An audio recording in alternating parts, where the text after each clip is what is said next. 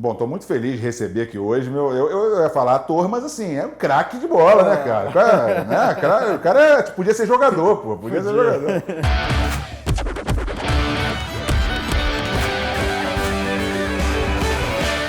Meu parceiro Márcio Killy, que está numa semana. Porra. Tá no território inimigo, hein, cara? Tá no território inimigo, mas. Tá cheio de camisa preta e vermelha aqui. Pois é, eu tô aqui cercado, mas eu já prometi pra torcida colorada que eu vou fazer alguma coisa aqui que. Eita, depois não vou me culpar, não. Depois eu vou dizer, não tem nada a ver. Ele não tá jogando mais. Não. Meu pai não joga mais, você tinha que ir na casa do Gabigol. Na casa É verdade, não vai adiantar nada, é verdade. Não vai adiantar mas nada. O Júnior é muito louco porque eu tenho uma história com o Flamengo e com o teu pai de ódio ao amor. Porque tem amor e ódio, né? De ódio ao amor, cara. Porque quando eu comecei a entender de futebol era em 87. Eu devia ter o quê? Uns 7 anos, 8? Sim. E aí eu vi Flamengo e Inter, né? Eu tava lá, aquele jogo. E, cara, o time do Flamengo era uma máquina, né? Peraí, mas você foi no Maracanã ou foi no Beira-Rio? Não, eu não fui. Eu comecei a entender de futebol.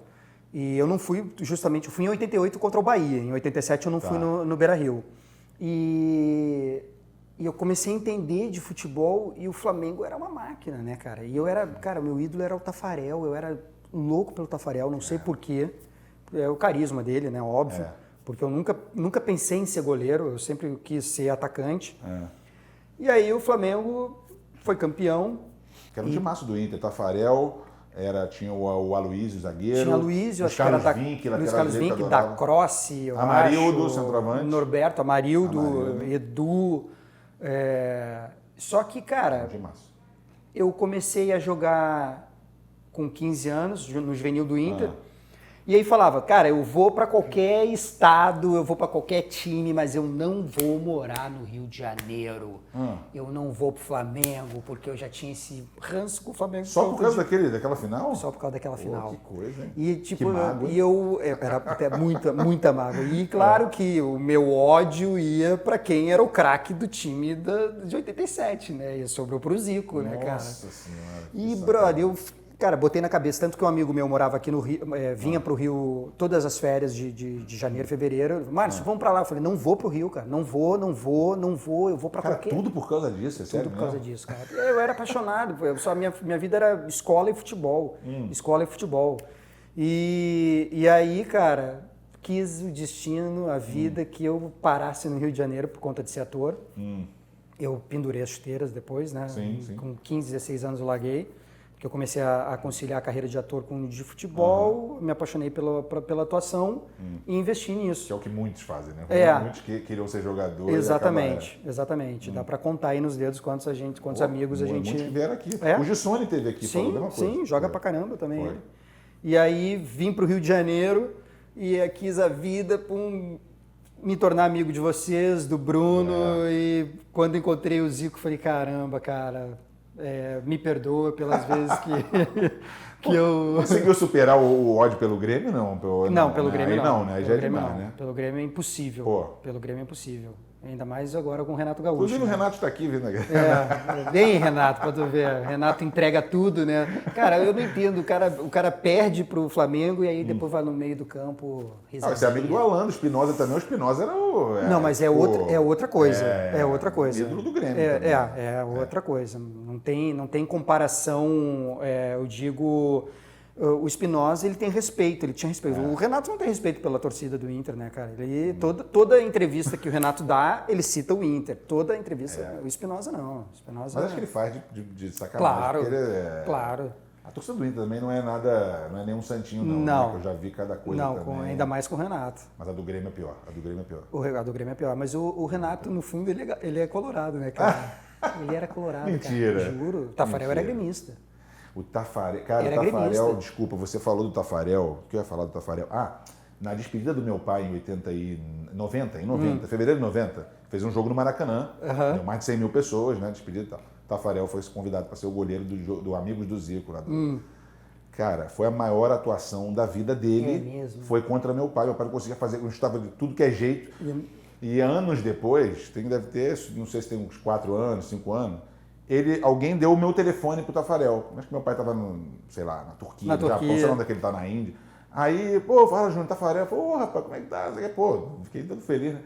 Aí ele, não, eu queria te pedir um favor, que teu pai, como tá longe e tal, você tem aquela fita do jogo da despedida do meu pai? Eu, filha da puta, eu já sei pra que tu quer. Aí ele começou a rir. Ele, é isso mesmo, falei, é a maior atuação da sua vida. Ele falou, pô, eu preciso mostrar isso. Palestra, sei lá o que era, a fita dele, que tem umas 8 defesas dele impossíveis naquele dia, cara. Olha só que coisa, né? Não, e quando o Inter, eu acho que foi o Bebeto que fez o gol. Passo do Andrade. Chorei bastante, cara. Chorei bastante porque tinha feito em cima do Tafarel, né, cara? Que azar, né, gente? Eu tava lá no Maracanã. Mas já tá superado. Já tá superado e espero que agora no domingo sacramente. Então, o cara tá 1 ponto na frente do Flamengo. Deu um mole danado contra o Sport, aquele jogo em casa. Deu. Mas assim, a gente não vê o Inter... Eu tô culpando a pandemia, tá? Porque se não fosse isso, o Inter pra mim não tava aí primeiro. Falei isso pra você. Mas eu não confio no Inter não perder pro Flamengo. Mas, como tá tudo diferente... Conspirando. Quem sabe, né? Eu vou te falar que esse é um campeonato atípico, né? Isso é óbvio por conta da pandemia. Mas tem elementos, tem os deuses do futebol que a galera costuma falar, estão conspirando a nosso favor. Por quê? Porque... Nunca estiveram tão perto, né? Exatamente. E o Abel, cara, nasceu pro Inter, né, cara? O Abel, ele tem uma história muito bacana com o Inter e devido ao que ele passou na vida, né, por conta da tragédia familiar, ele, mais do que ninguém, merece esse título. Até porque aqui no Rio bateram muito nele, né, cara? Bateram muito no Abel. A história do Flamengo foi. E o Abel, cara, você vê que eu acompanho o futebol carioca, né? Por conta de morar aqui já tem mais de 20 anos. Eu via as entrevistas do Abel, eu olhava e falava, cara, o Abel abandona, Abel, para de treinar, porque você via que o semblante, ele tava... E agora tu vê ele no Inter, brother. Voltou a felicidade. Cara, eu vi no segundo gol, nossa, ele vibrou muito. Impressionante, cara. E eu tenho um dado curioso que esse ano é nosso, sabe por quê? Porque eu nasci em 78 e a gente foi campeão em 79. O meu filho nasceu em 2019 e o Inter vai ser campeão em 2020, cara. Vai ser, tá tudo conspirando. Você sabe que você, que é nosso convidado do Jogo das Estrelas, sempre, você, né? Já fez uns golzinhos lá no Maraca, né, tal. Em 2000 acho que foi 2005, acho que foi o segundo ano, acho que foi o único do Maradona, né? O Abel, a gente homenageou ele no CFZ, sabia disso? Quando foi o Mundial do Inter? Em 2006. 2006, então foi 2006. Sim. O Abel foi lá no CFZ, nós entregamos o Espinosa. A gente lá, o Espinosa foi e entregou a placa para ele em homenagem ao título do Mundial de Clubes para o Abel lá no Jogo das Estrelas. Tá vendo? Você nem sabia disso, né? Você nem sabia. Você não, porque em 2005 eu tava eu, Nicola, 2006, tava eu, Nicola, Thierry, tudo em São Paulo fazendo novela no SBT. E a gente viu o jogo e falou, caraca, o Maradona tá lá e a gente não pode. O Nicola veio aqui e falou que o Maradona é o maior ídolo da vida dele. Cara, e a gente não teve essa oportunidade de estar nesse específico, nesse jogo, que foi lá no CFZ, né? Agora, você tá no Rio há quantos anos, você falou? Eu tô desde 97, cara. 97, tem muito tempo. Porque essa figurinha que estava aqui ainda agora com a gente, esse tal de filé, tal de Carlinhos Filé, essa mala, que a pelada dele, metade da pelada já veio aqui. Sim. Entendeu? Aquela pelada é uma correria do cacete, horrível. Já critiquei, não adianta, não é igual a minha. Não é. Mas me conta, quanto tempo você tá nessa pelada dos artistas? Cara, eu tô desde que eu cheguei no Rio. Eu cheguei em 97 e aí em 98 eu fiz um elenco de apoio de uma novela. E aí saiu uma notinha minha no jornal. E aí o Gaúcho, né, que é o cara que é o folclórico, cara que fez o jogo das estrelas, o jogo dos artistas, né, que tem, ele me ligou falando, pô, vai ter um jogo no Maracanã. Você quer ir? Eu em 98, um ano de Rio de Janeiro, eu falei, claro que eu quero. Era um jogo em homenagem a alguma light, algum sedar, alguma coisa assim. E aí eu fui jogar. E eu acho que o Filé já fazia parte desse... Eles já eram sócios. Sim. E, cara, é muito louco, porque o primeiro jogo que eu joguei no Maracanã, a gente conta a vitória e conta a derrota também. Sim, claro. É o certo, né? É o certo, exatamente. Cara, eu não joguei absolutamente nada, porque eu não sabia o tamanho que era aquele campo. Acho que você ficou pensando no gol do Bebeto, naquela coisa. Não, graças a Deus, eu nem pensei no Bebeto, nem pensei no Flamengo. Mas eu corri tanto no primeiro tempo que chegou aos, sei lá, 39, 40 do primeiro tempo que eu tava... Morto, é muito grande. E naquela época o gramado era mais pesado. Eu pedi para ser substituído, fui pro vestiário, botei água na cabeça, porque a gente não tem ideia do tamanho e de dosar, né, a corrida. E, cara, Mas eu... E quando você olhava o tamanho parece que é maior, né? Porque tem Total. aquela coisa né, da sensação também. Exatamente. Né? Mas eu digo que eu não sou um jogador frustrado por conta da minha profissão ter me proporcionado jogar várias vezes lá, inclusive no jogo de vocês lá, na preliminar. Eu já fiz alguns gols, né, cara? Então, eu tava assistindo um que você postou outro dia. Eu tenho no currículo essa bênção, né? E, pô, eu fiz um jogo comemorativo de preliminar de Brasil e Colômbia, se eu não me engano, no Engenhão. Pô. Que eu joguei. Foi aquela da homenagem à Chapecoense? Sim, foi, exatamente. Eu joguei com teu pai, era o 10, 9 eu e o Bruno 8. Eu falei, pô, aquilo lá foi... Fiz 3 gols lá, cara, então não tem como eu ser frustrado, entendeu? Eu realizei muita coisa aí, joguei na Granja Comaria. Mas quando que foi? Porque você jogou categoria de base? Joguei no Inter. Joguei no Inter um ano e aí cheguei quase fiz 6 meses de juniores no Grêmio. Sim. Só que foi na época que eu comecei...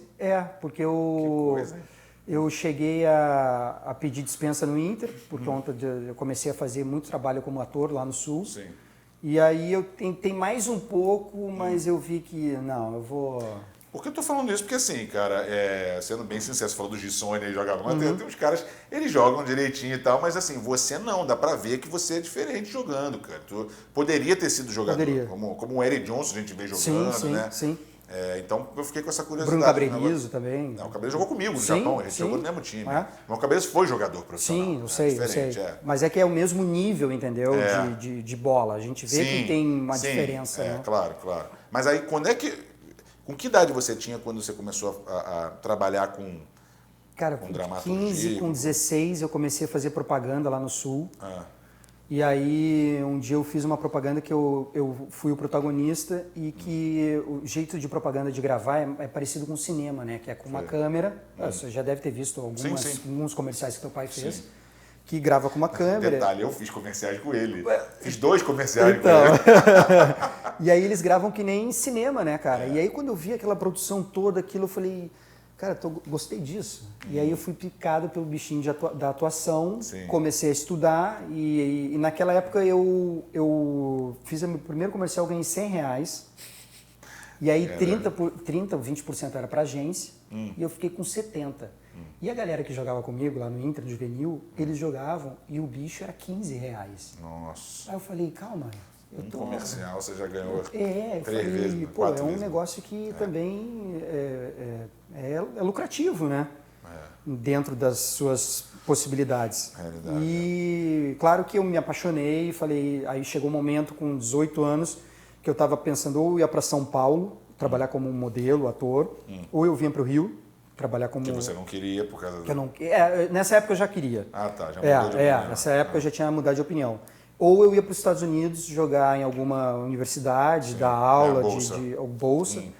E foi na época que eu fui fazer um curso de ator, de finais de semana, que eu passei, quem se destacasse, o diretor, que era o Flávio Colatrello na época, que era o diretor da Malhação, ele falou, cara, se alguém se destacar aqui, eu vou levar para fazer elenco de apoio da Malhação lá no Rio. E eu me destaquei, então eu vim para o Rio de Janeiro já contratado da Globo para fazer elenco de apoio da Malhação. Entendi. E aí, aqui começou, fiquei. Né? Aí eu vou falar daqui a pouco da Malhação, mas eu vou pular para agora, porque falando de futebol, e você fez uma série na Amazon, foi na Amazon? Passou na Amazon. Passou na Amazon. Tá na Amazon, tá na Amazon. Chuteira Preta, né? Chuteira Preta. Com o Nuno Leão Maia e tudo. Fala um pouquinho disso daí para quem não assistiu, que eu ainda não assisti, para te falar a verdade. Cara, eu preciso ver. Chuteira Preta foi um trabalho que eu realizei profissionalmente, mais feliz da minha vida, porque pô, eu sou apaixonado por futebol, né, cara? Eu tô com 42 anos, eu fiz esse trabalho tem 2 anos, eu com 40 anos falei, pô, eu tá chegando a hora que eu não vou realizar meu sonho de fazer um jogador de futebol. E aí surgiu esse convite do Paulo, que é um diretor lá do Sul, que ele me ligou e falou, Márcio, pessoal, eu queria um personagem um ator que soubesse jogar bola para não ficar feio, né, nas filmagens lá. Sim. Só que é o seguinte, eu tô... Estilo Cauã Raymond, que foi... É. que é o Nando teve que ensinar pois e tal, ele era meio pelado dizendo... É a mesma coisa me chamar para pegar onda. Eu não sei pegar. Óbvio que vai ter, né, posicionamento de câmera que vão enganar o Márcio pegando onda. Mas quem me vê pegando onda, o cara surfista, vai falar, esse cara não pega nada. E aí o Paulo me ligou e falou, Márcio, tem esse personagem, tal, mas eu convidei o Bruno Cabrerizo para fazer. Porque o Bruno já tinha trabalhado com ele lá no Sul. Sim. Só também que jogou também. Só que é o seguinte, Márcio, ele está numa novela agora, eu tô achando que não vai bater a minha data com a data da novela dele. Então eu preciso uma opção e o Nicola Siri falou que você joga, o Bruno falou que você joga, então eram pessoas que já tinham trabalhado com o Paulo. E eu tô ligando para saber como é que está a tua disponibilidade, se você tem interesse. E aí eu virei para ele e falei, ô Paulo, eu sou o personagem, o Cadu. Não desmerecendo o Bruno é um excelente ator, é meu amigo, joga bola pra caramba, mas o Bruno é zagueiro, eu sou atacante, eu sou um 9, o personagem lá é um atacante, entendeu? E tem várias semelhanças do personagem que batiam comigo, entendeu? Porque na época que o personagem jogava, ele jogava descalço, eu a vida inteira joguei descalço, inclusive quando o teu irmão me chamou para jogar uma pelada aqui, ele falou, tem que ser descalço. Eu falei, cara, eu adoro jogar descalço. Meu pai é só descalço. É só descalço. Então eu falei, cara, vai ser eu vou me deitar e rolar no campo descalço. E aí eu falei, eu sou o Cadu, o Paulo. Ele, não, bom saber que você tem interesse e se de fato o Bruno não conseguir, você que é o cara. Então, não deu para o Bruno fazer por conta ele até assinou um contrato com a Globo e aí não poderia fazer. Sim. E aí eu tive a incumbência de fazer o Cadu. Cara, Chuteira Preta é uma série de 13 episódios que fala sobre o lado B do futebol, o submundo do futebol. Que as pessoas só veem o futebol glamour, né? Aquelas coisas, né? Acham que é só isso que a gente vê na TV. Que não é nem 10%. Que não é nem 10% do que é. E fala sobre o submundo, sobre compra de resultados, sobre a família em cima do jogador, sugando o jogador. Também, empresário. O Nicola faz uma empresário nessa. O Nicola. Mas o Nicola até ele não foi vilão da história, não. O vilão é o presidente do clube e a suposta minha esposa, né? E o Nuno Leomar também jogou futebol. O Nuno também jogou. Ele faz o meu tio na série. E é muito bacana porque, além de eu realizar um sonho, né, a gente gravou dentro do Beira-Rio. E aí a série, eu só vou dar um spoiler aqui, mas a série começa com o meu personagem errando um pênalti. Eu virei pro Paulo e falei, Paulo, primeiro eu vou fazer, tá? Primeiro eu vou chutar no gol, vou fazer, eu tenho gravado aqui. Aí ele, tá bom. Aí eu fiz lá e depois, chuta pra fora. Então, cara, eu gravei no Rio Grande do Sul, em Porto Alegre, gravei no Beira-Rio, no estádio, no vestiário. Você teve que fazer o que o Cano fez agora quando tu ia, né? Eu fiz, só que eu era no alto, não era no... Todo craque perde pênalti, eu sei muito bem. Né? É verdade. Platini, Maradona, é verdade. Só quem erra que tenta, né, cara? Só os grandes que batem, né? E aí, cara, é um trabalho dos trabalhos que eu fiz assim com maior expressão, de que eu tive mais prazer por conta dessa minha ligação com o futebol. Não importa se ninguém mais lembra dos gols que eu fiz, Cadu. Mas os gols que eu fiz com a alma, fiz com o coração. Eu tô ouvindo você falar, igual o Gissone, quando veio aqui, falou a mesma coisa, que eu tinha um sonho de fazer um documentário, alguma coisa com futebol. Eu acho que chegou a fazer.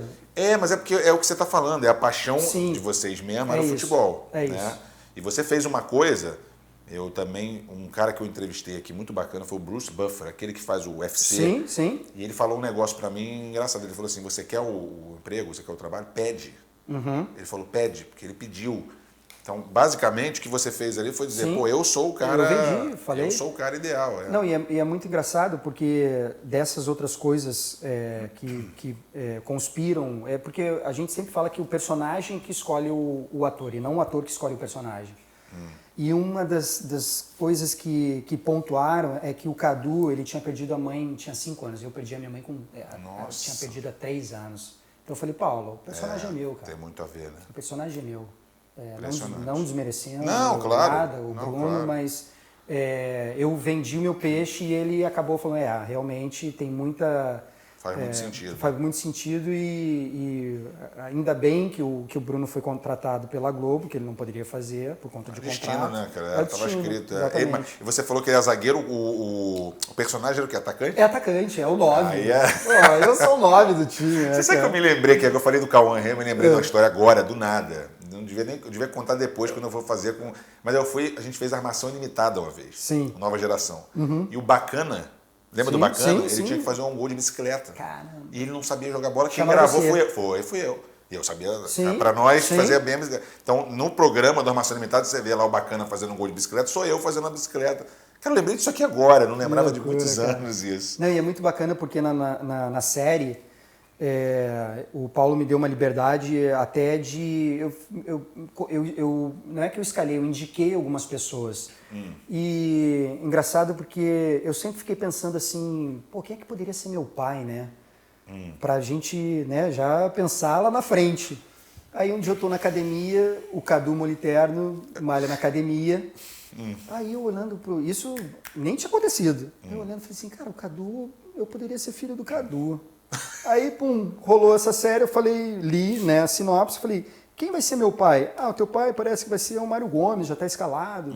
Falei, tá, beleza. Por quê, Márcio? Falei, não, porque se o Mário não puder, eu posso indicar alguém.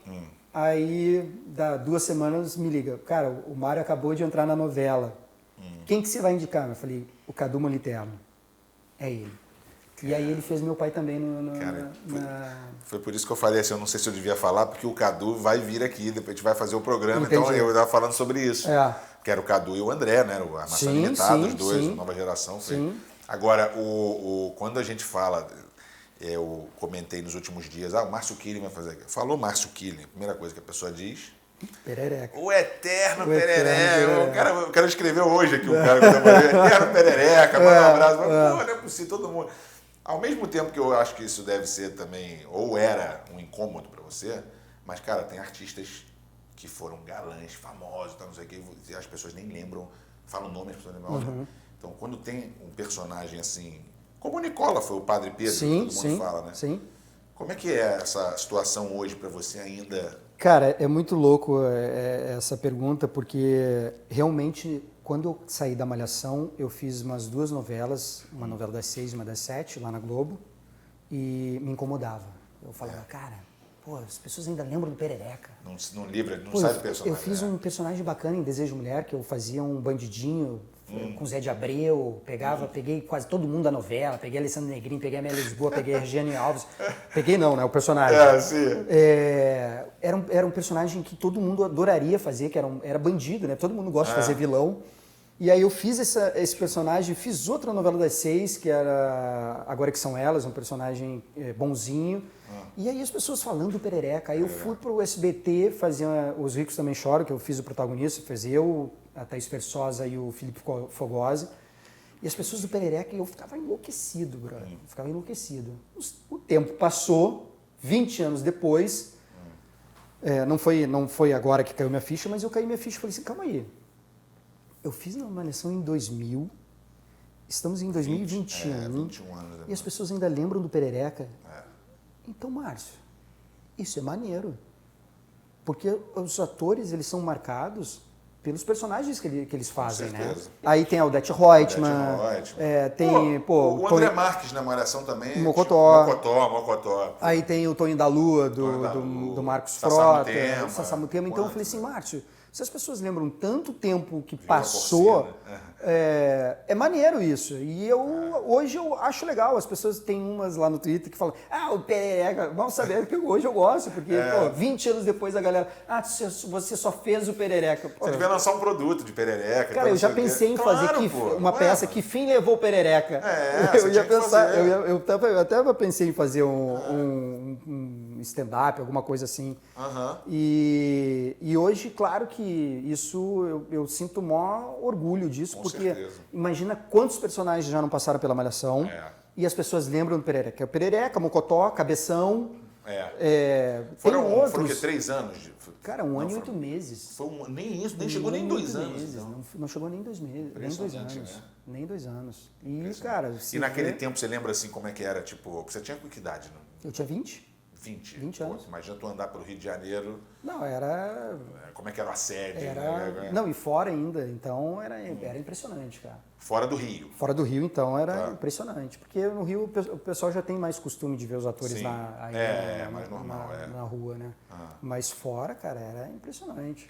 Impressionante. Até alguns anos depois, assim, né? O evento, essas coisas que você ia fazer. Pô, eu fiz muito baile debutante, cara. Mas muito, cara. O primeiro baile eu achava incrível. Cara, chegou no 10º dia, eu falei, meu Deus, cara, não, me dá outro trabalho, cara. Me dá desfile, que era desfilar e acabar. Pô, cheguei a fazer um baile debutante em Belém com 99 debutantes, cara. Que coisa. Que era tipo, em vez da valsa, que era vem cá. Tá. Chegava a ficar com dor no siso aqui atrás, cara, de tanto ficar rindo. Velho. Agora você com esse teu bigode aí, eu te falei que o Caio Castro falou do negócio de Dom Pedro, que ele fez Dom Pedro. Então você, cara... Isso é promessa. Tinha que fazer um personagem de época, né? cara, com esse bigodão aí.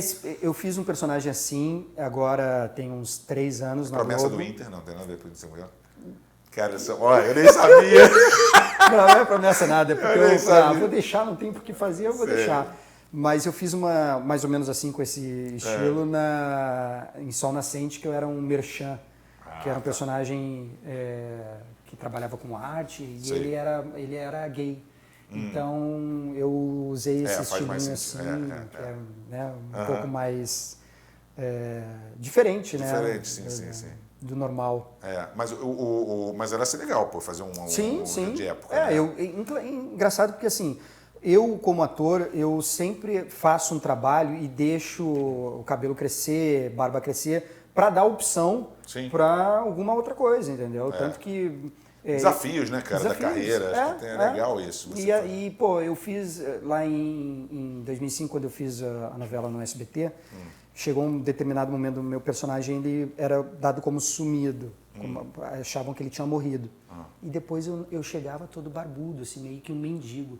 Cara, pra colocar barba é a pior coisa do mundo. É o náufrago. Chegou igual o náufrago do Tom Hanks. Velho, te coça aí. Almoço! Aí tem que almoçar com aquilo, brother. Caía comida, caía um espelhinho na minha comida. Eu falava, cara. Imagino. Então, assim, antes pra me botar barba, eu já deixo a barba. Mas nós vamos ter que tirar, beleza. Tira. Tá bom, né? De repente alguém vê e fala, pô, eu tenho um perfeito pra você. É isso. Agora tem uma novela de época na Globo aí. O pessoal precisa de um barbudo aí. Olha aí, já tem então. Já tem aí o Márcio, vamos chamar ele. Eu fui ver Os Dois Filhos de Francisco, que foi assim, claro que o Perereca é o mais famoso e tal, não sei o quê, mas aquilo dali foi marcante, né? Porque, cara, você fazer um personagem igual o Zezé de Camargo, que é real, né? Pra você ter que incorporar um cara que foi, né, que é famoso, que tá aí até hoje. Sim. Você lembra como é que foi o convite disso e como é que foi a tua preparação? Ele te ajudava? Você estava sempre com ele? Como é que era esse negócio? É muito louco porque assim, eu tenho 3 personagens dentro da minha carreira que eu costumo falar, que é o Perereca, óbvio, pela expressão, pelo personagem que me lançou na TV, o Dois Filhos de Francisco, o Zezé, e o Cadu, que foi o trabalho mais prazeroso que eu tive para fazer. O Chuteira Preta. Mas o Zezé foi o personagem que me deu mais prestígio como ator, né? Por conta disso que você falou, por conta dele ser vivo, por conta dele ser um artista renomado, ter milhões de fãs. Mas tudo começou que a minha ex-namorada, eu namorava a Bárbara Borges, ela foi chamada para fazer um teste com a Zilu, para fazer a Zilu. E aí na época eu virei para o meu empresário e falei, pô, a Bárbara vai fazer um teste que ela vai contracenar com um cara que na época era o Zezé, né? Eu falei, eu não posso fazer esse teste, não? Aí ele foi correr atrás e falou, cara, pode fazer o teste. Fui fazer o teste. Mais uma vez, você que pediu. Exato. Não, eu sempre peço, eu sempre peço. Os meus trabalhos... Tá certo. Não, eu não tenho vergonha nenhuma, eu quero fazer, eu peço. Muitas vezes, Márcio, não dá, o porque personagem... as pessoas às vezes nem lembram, Exatamente. Né? Esquecem. É isso. A maioria dos meus trabalhos eu fui lá, vem cá, tem como? Caramba, beleza. E aí, fui fazer o teste, aí fiz o teste, aí, Márcio, vamos fazer um outro teste. Nisso, tiraram a Bárbara e aí ficaram comigo. Fiz outro teste, e aí fui fazendo outro teste e outro teste. Cara, para eu fazer esse filme foi... Sim. Eles fizeram um teste em São Paulo, no Rio de Janeiro, em Goiás, em Brasília, para achar um cara que pudesse fazer o Zezé. E é engraçado que no final... O aspecto físico também, né? Baixinho e tal, mesmo rosto. E eu jamais imaginei, cara, nunca passou na minha cabeça eu ser parecido com ele. E assim, eu não acho que eu sou parecido, eu acho que eu tenho os traços dele, né? Parece mesmo. E aí quando eu fiz o teste, aí viraram pra mim, eu não tinha a menor ideia, eu falei assim, agora canta uma música sertaneja aí. Aí eu não sou cantor, velho, eu nem tinha me preparado. Só que, quando eu era moleque... Você cantava música gaúcha, Quando eu era moleque, lá no sul, que a gente ia pra veranear na praia, lá em Imbé, tinha um karaokê. E a galera cantava o quê? Sertanejo. Sim. E aí eu lancei, né? As luzes da cidade acesa, clareando a foto sobre a mesa. Aí cantei a música, quando eu tô saindo do estúdio, falou, você sabe que você cantou Leandro e Leonardo, né? Eu falei... mas não era sertanejo? Não, tudo bem, só para você saber. Eu falei, não, tudo bem, né? Porque era para cantar Zezé de Camargo e Luciano. Eu não sabia, o amor, mas eu sabia dessas luzes da cidade. Aí beleza, aí fiz.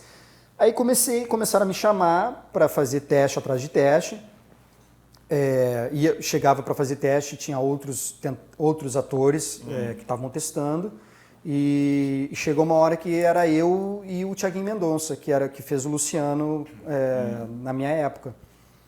E aí chamaram uma preparadora de elenco, faziam um exercício atrás de exercício comigo, e chegou depois de uma bateria de preparação, falou, Márcio, é você e o Thiago que vão fazer o filme.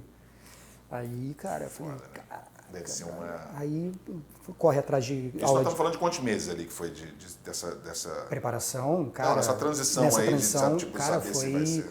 Assim, deve ter sido uns 3 meses nessa parada de vai ou não vai, vamos testar, não vamos. E aí quando começou? Quando me disseram, eu falei, bom, agora eu vou ter que correr atrás de aula de tocar, né? Tocar violão, de cantar, inclusive... eu tive aula com o pai da Giovanna Antonelli, que é o Wilton Prado. Sim. Lá no Leme, eu ia lá fazer aula com ele. E corri atrás para começar a viver essa vida sertaneja, né? Não tive contato nenhum com o Zezé. Cara, que coisa. Geralmente nesse tipo de coisa o personagem, né? O cara fala com você. Sim, mas o Breno, óbvio, gênio que ele é, ele falou, Márcio, você vai fazer o Zezé que não era famoso. Então você não vai ter contato nenhum com o Zezé famoso. Porque senão tu vai beber de uma fonte que não é real. Então, o que eu vou fazer com você? A gente vai para Pirinópolis, tu vai para a Capela do Rio do Peixe, que já eram alguns quilômetros de Pirinópolis, que é interior de Goiás, e nós vamos te deixar numa família que tinha nas mesmas condições que o Zezé tinha naquela época. Que coisa de louco. E aí ele me deixou lá e foram embora. E eu fiquei nessa família durante quase uma semana, vivendo do jeito que os caras viviam, vendo o jeito de falar e o tempo, que o tempo é totalmente diferente do nosso, né, Júnior? O tempo é tipo assim, eu falava com... Era um casal e um filho, que os outros filhos já tinham ido embora. Falava assim, eu não me lembro o nome do casal, eu falava assim, vai chover, né?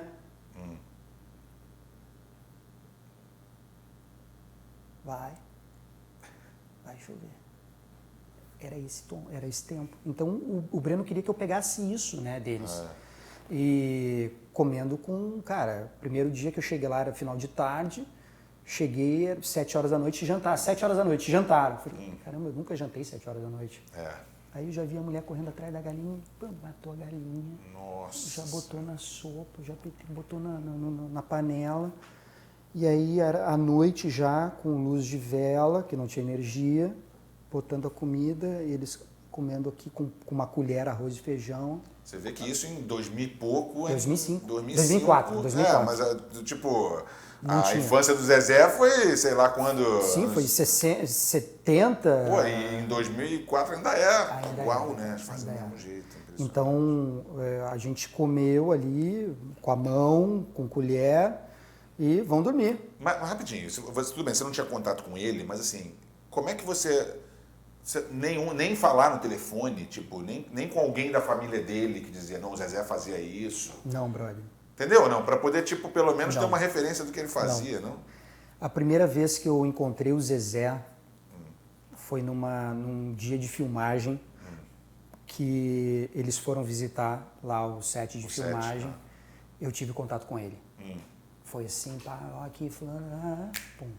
Foi isso, cara. Cara, que coisa. E na verdade, eles queriam que eu pegasse mesmo o jeito daquele povo daquela época. Então não tinha muito sentido eu ficar bebendo da fonte do Zezé. Sim, né? sim, não. É porque, pô, é ele, né? Tanto que aí quando chegou, começaram a chegar os atores, e os atores eram muito lá da cidade. Da região. O Zezé teve primeira dupla dele foi o Zazá. Era Zazá e Zezé. E aí chegou o Rick Nunes, que tinha uma dupla, né? Com o Ricardo, era Rick Nunes e Ricardo.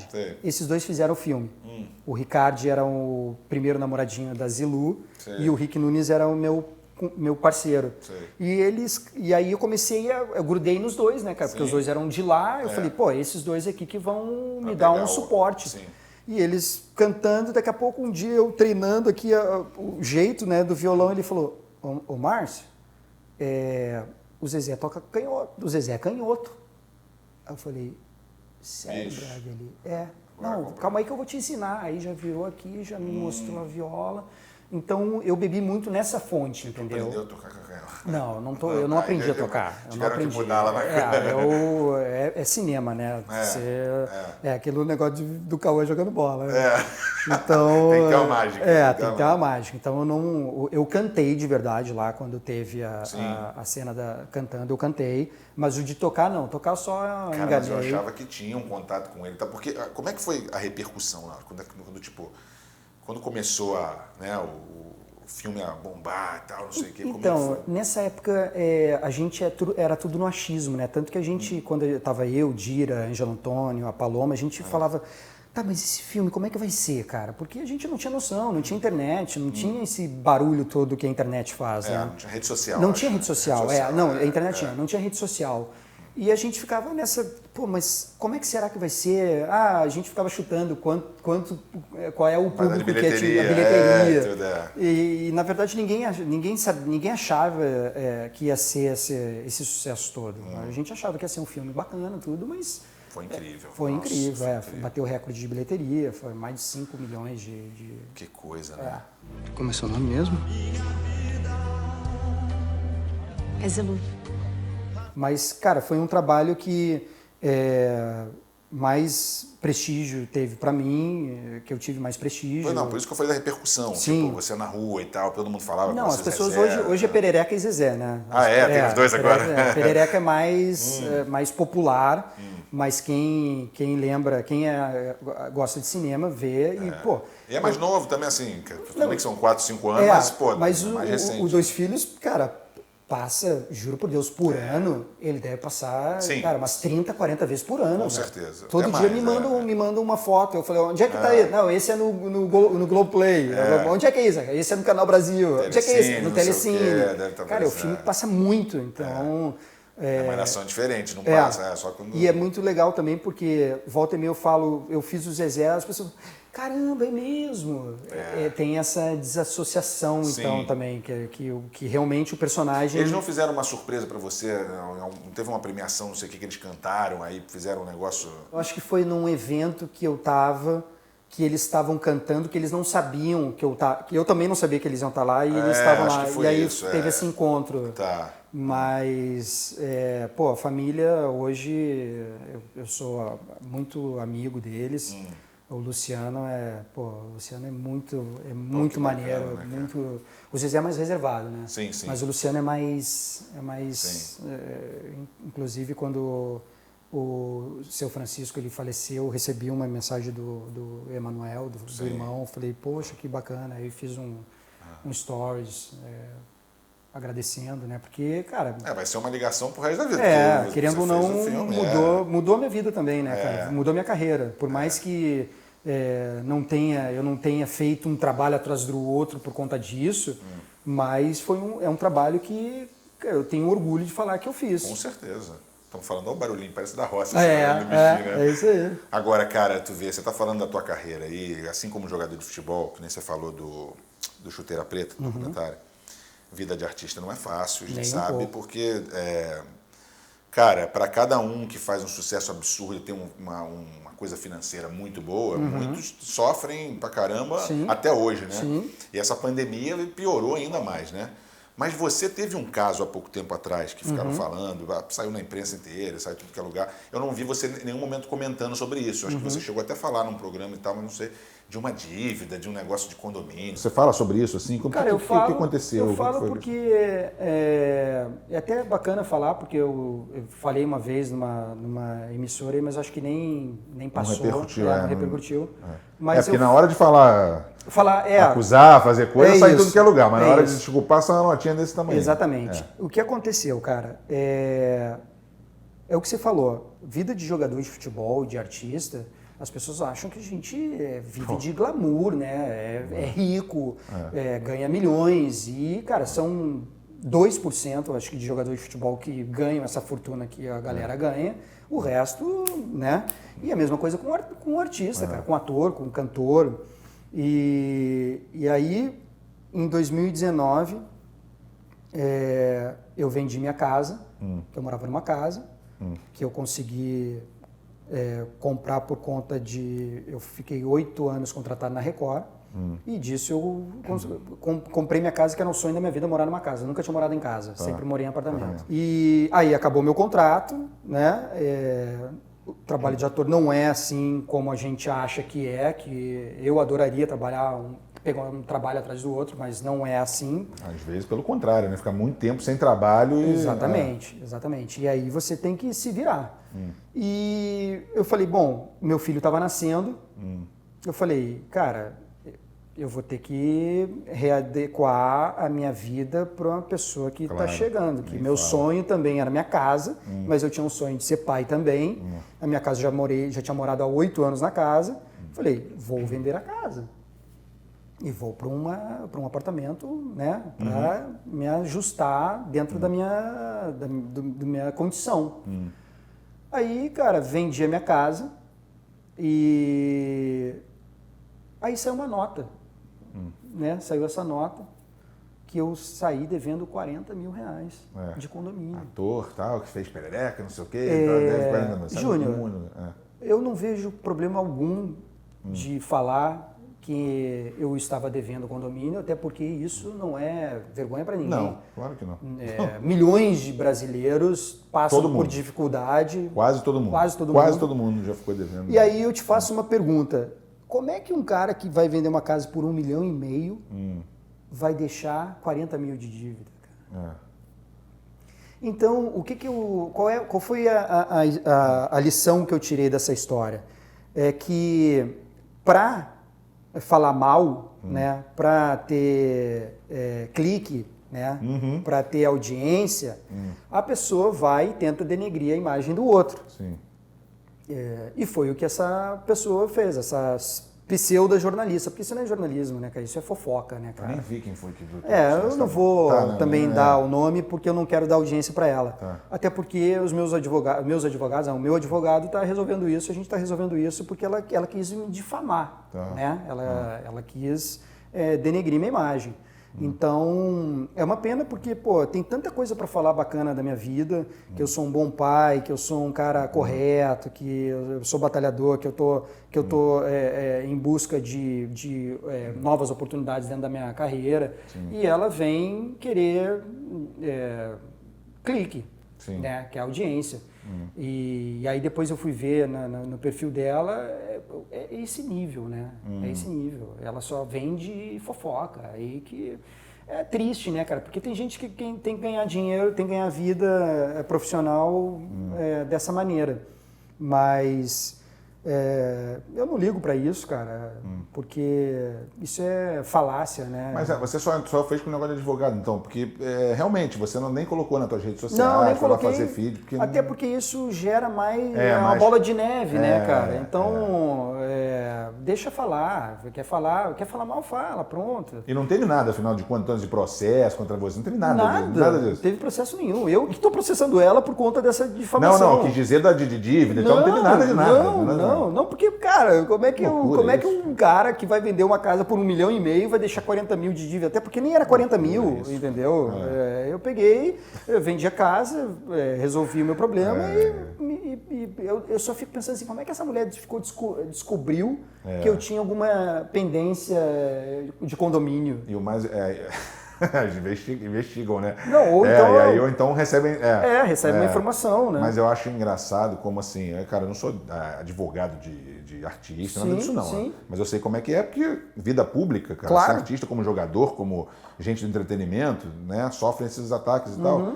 E assim, eu fico vendo todo mundo falando de acabou a mamata e que o artista ganha não sei o que. Aí eu digo, cara, não é possível. Você querer pegar o exemplo de poucos para fazer de todo mundo. Exatamente, generalizar. Você poderia fazer isso no futebol, meu irmão, claro. Tem de tudo. Claro. Tem assassino, tem de tudo no futebol. Sim. Assim como em qualquer outro setor, né? Total. Jornalista, tudo.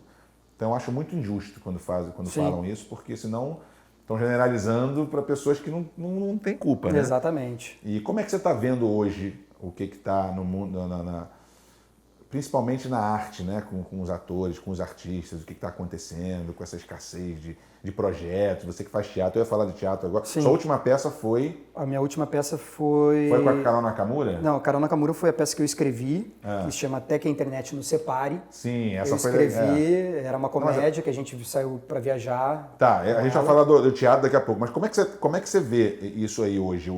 Porque realmente, para você fazer peça, cara, né, você precisa de patrocínio, precisa de tudo, e isso é uma coisa que os artistas sofrem, né?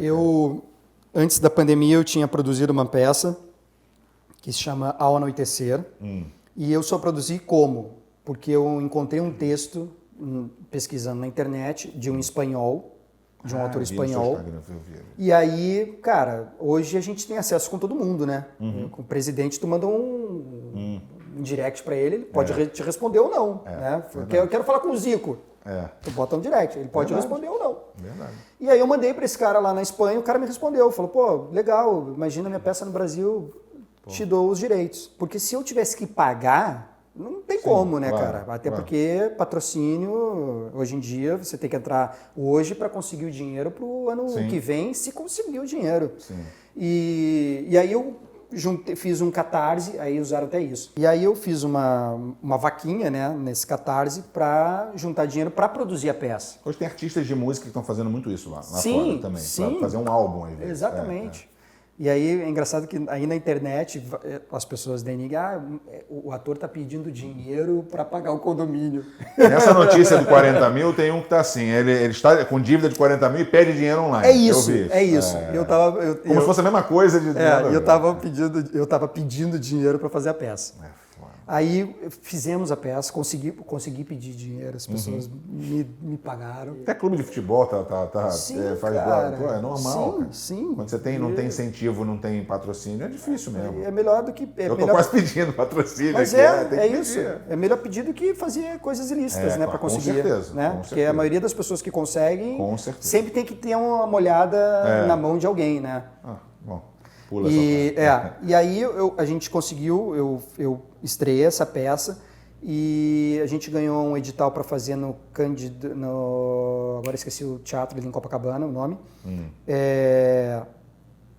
Quando a gente foi estrear, que ia ser, a nossa estreia ia ser em abril, Março chegou a pandemia. É um saco, né, cara? Não, e aí parou tudo. Principalmente o mundo de tudo, Entretenimento. teatro, show, show de acabou, música, cara. tudo, cara. Acabou, parou. E até hoje está voltando, mas está voltando num ritmo de, sei lá, de 30%, 40%. E, inclusive, até perguntaram pra gente se a gente queria voltar com a peça, mas aí a peça, o teatro tem 100 lugares, a gente ia ter que ter 40 lugares disponíveis. Cara, as pessoas já não estão saindo de casa. Antes da pandemia, as pessoas já não iam mais em teatro. Para mim, o teatro, infelizmente, está acabando. Você acha? Eu acho. Eu te perguntei sobre, tipo, cultura, sobre apoio à cultura. O que falta para o governo, sei lá, poder apoiar. Esse governo, ele acabou respingando, acabou atirando para os artistas, né, cara? Para a classe artística. Porque a classe artística foi muito contra a eleição, né? E claro que chumbo trocar, aí o chumbo veio com a questão dos patrocínios, né, da verba. Inclusive, Chuteira Preta, segunda temporada, já está toda escrita, já estava pela Ancine, já estava liberado a verba, e segurou, e não teve, mas a Ancine segurou para todo mundo, cara. Então, o patrocínio para toda a classe artística acabou. E hoje, com a pandemia, eu digo, as pessoas deveriam dar mais valor ainda, porque você vê quem fica em casa. Claro. Cara, qual foi o único refúgio? Era série, tudo, televisão, né? É isso. Fogo, cara. Um entretenimento, uma coisa que a gente gosta de fazer, né? Quem gosta de arte, de cultura, de teatro, cinema, de ver produções, né, cara? Não tem produções novas, não tem filmagem, agora que tá voltando tudo, né? Então é muito louco. E tá voltando, mas tá voltando o ritmo devagar ainda, né, cara? Então é complicado, e para nós artistas que já é difícil, complicou demais. E essa peça que você fez com a Carol Nakamura, ficou quanto tempo em cartaz? Ficou, acho, quase 2 anos. Quase 2 anos, né? Que você fala de muita coisa que está acontecendo hoje, rede social, essa loucura, né? Mas é por isso que eu digo que o teatro está indo. Por quê? Porque eu fiz uma peça totalmente comercial, que fala, né, que a gente se identifica, era uma comédia, e que eu fiz um produto para que a coisa desse certo. Sim. Porque se for fazer uma peça de Shakespeare, ninguém vai, cara. Ninguém mais vai. Mas eu acho que isso é da população, não é? É das da pessoas, população, não sei. é da população. Eu ia ver, cara, Neila Torraca e Neném, eu ia ver Luiz Fernando Guimarães e Débora Bloch, eu ia ver, cara, era uma barata. Mas vocês são diferentes, né, cara? Vocês têm uma cultura desde... Sim, mas... Quem não tem, cara, não tem... Cara, tinha gente que chegava pra mim e falou assim, Márcio, é a primeira vez que eu venho no teatro. Nossa. Pessoa com 40 anos, com 30 anos, cara. É inadmissível. Pô. Isso aí tinha que ser desde a escola, né, Júnior? As pessoas Eric terem Johnson, cara, Nelson Freitas, Real Gasola, todo mundo fazendo. Mas cara, se perguntar pra todo mundo, Galvão, eu lembro que eu encontrei nosso amigo Galvão, que infelizmente não está aqui com a gente depois dessa droga, dessa pandemia. Só que ele, uma vez, eu lembro encontrando ele em São Paulo, ele me falando isso. A gente estava falando lá sobre isso. Tá difícil essa peça, cara, que não tem nenhum patrocínio, não tem nada. Isso tem muitos anos, cara. Então você vê como é que é bravo. Se já estava complicado lá atrás, imagina agora. Imagina agora. Imagina agora. Muito louco, E, né? cara, a gente fica pensando, tá, mas aí a profissão tá parada, a gente tem que, de alguma maneira, que pagar as contas, né, cara? Tem que se reinventar também agora. Tem que se reinventar, né? Exatamente. Instagram, com tudo, né? E eu parti para bolsa, cara. Eu tô trabalhando bolsa de valores. Eu comecei a fazer operar na bolsa, day trade. E tô, cara, cada vez mais focado nisso, porque a gente é muito louco, né, Júnior? Porque a gente não tem na escola, a gente não tem uma cadeira falando sobre como você administrar a sua grana, lado financeiro. Economia, né? Não é não tem, cara. Só você fazendo uma faculdade. Mesmo, só fazendo faculdade, ou então você aprendendo com a vida, com né? a vida, E aí, Na verdade, eu comecei com day trade esportivo. E aí, só que day trade esportivo depende muito da sorte, né? Você tem que... Depende da sorte. Depende dos times. Depende dos times. Vou botar 5 mil reais aqui que o Inter vai ganhar do esporte. Do esporte, óbvio que vai ganhar. Logo do esporte. Tá mais fácil ganhar do Corinthians. Mas aí você depende da sorte. E aí, nesse day trade, caí no day trade da Bolsa Financeira. Sei. E tô estudando isso e, cara, Quanto tempo você já tá fazendo isso aí? Tô desde no meio da pandemia, desde julho.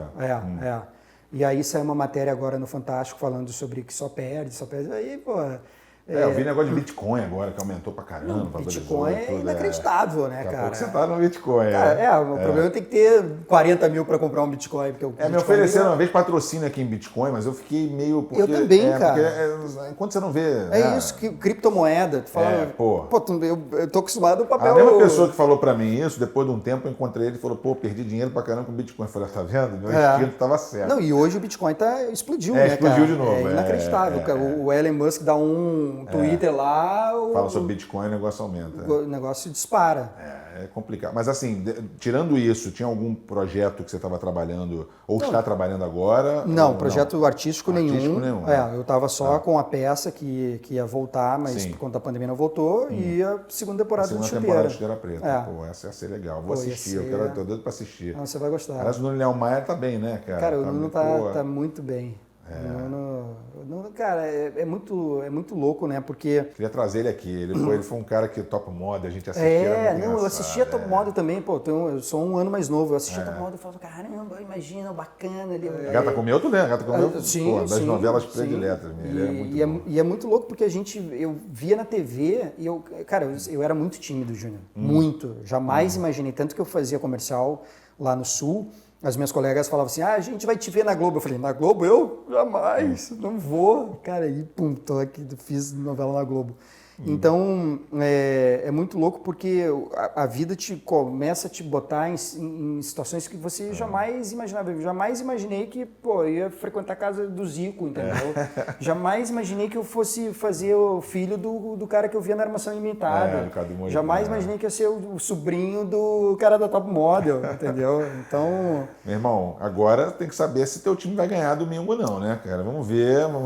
Eu não tô levando firmeza não, mas eu já prometo o seguinte, se você, por acaso, seu time for campeão, vou deixar você vir aqui, trazer a tua faixa e tal, não sei o quê. Aí eu boto meu pai no vídeo. No vídeo lá pra gente... pra você falar com ele. Eu tava achando...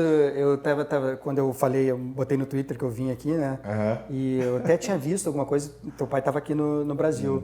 Eu falei, vou perguntar pro Zico, e aí, Flamengo ou Inter? Óbvio que ele ia falar Flamengo, mas eu sei que ele ia falar assim, que o teu pai é um gentleman, né, cara? Eu não conheço um cara que chega no status dele, agora é um elogio, e ele atender, eu nunca vi teu pai de mau humor, óbvio que tu já viu, eu nunca ouvi teu pai de mau humor, eu nunca vi teu pai negar uma foto, tá sempre sorrindo, e, cara, isso é um exemplo pra gente que é pessoa pública, né?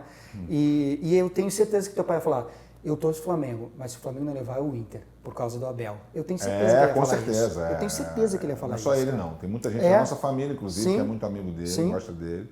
O cara merece.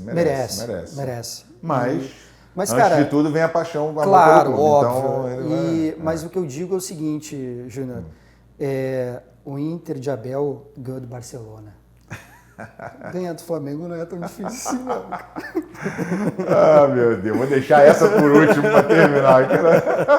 Meu irmão, obrigado pra caramba, demais, foi muito bom. Bate aí, até o contrário. Valeu mesmo, cara. Prazer foi meu. Vamos ver o que vai acontecer. Sempre que precisar, estamos aí. E nesse ano, final do ano, se Deus quiser, estamos lá deixando mais um. Se Deus quiser, dezembro estamos lá.